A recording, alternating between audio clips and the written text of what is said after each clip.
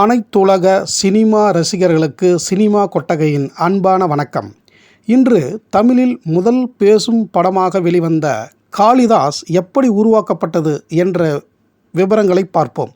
இதுவரை சினிமா கொட்டகை சேனலுக்கு ஆதரவளித்த அனைத்து அன்பு நெஞ்சங்களுக்கும் நன்றியை தெரிவிப்பதுடன், புதிதாக சினிமா கொட்டகை சேனலை கண்டு ரசிக்கும் அன்பு நெஞ்சங்கள் சப்ஸ்கிரைப் செய்து, லைக் மற்றும் ஷேர் செய்து, பெல் பட்டனை அழுத்தி ஆதரவளிக்கும்படி கேட்டுக்கொண்டு, ஒன்றை உறுதியாக சொல்கின்றோம்: யூடியூப் சேனல் உலகில் இதுவரை சொல்லப்படாத தமிழ் சினிமாவின் வரலாற்றை இதில் நீங்கள் தொடர்ந்து பார்க்கலாம் என்று உறுதியளிக்கிறோம்.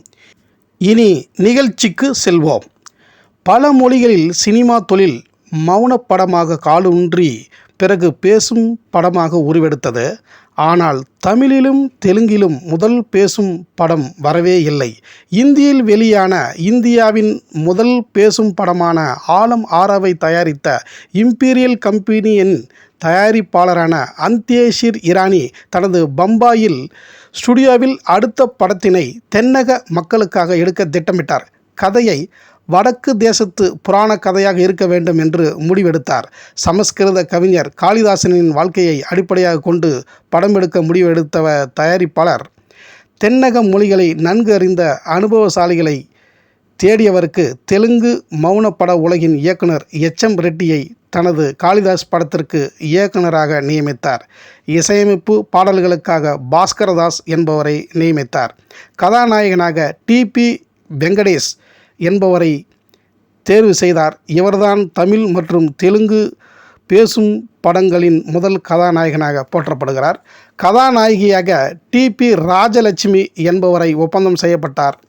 இவர்தான் தமிழ் மற்றும் தெலுங்கு பேசும் படத்தின் முதல் கதாநாயகி ஆவார். துணை வேடங்களில் எல்.வி. பிரசாத் அவர்கள் நியமிக்கப்பட்டார். இவர் சென்னை பிரசாத் திரைப்பட ஸ்டுடியோவின் நிறுவனர். இவருடன் டி. சுசீலா தேவி, ஜே. சுசீலா மற்றும் எம்.எஸ். சந்தானலட்சுமி ஆகியோர் துணை வேடங்களில் நடிக்க ஒப்பந்தம் செய்யப்பட்டார்கள். அப்போது ஜெர்மன் தொழில்நுட்ப ஒளிப்பதிவு முறையில் பாடல்கள் பதிவு செய்யப்பட்டன. இதில் கர்நாடக இசைக்கலைஞர் தியாகராஜர் அவரின் பாடல்கள் மற்றும் இந்திய தேசிய காங்கிரஸ் ஆதரவு விளம்பர பாடல்கள் மற்றும் மகாத்மா காந்தி மற்றும் இந்திய சுதந்திர இயக்கம் பற்றிய பாடல்கள்.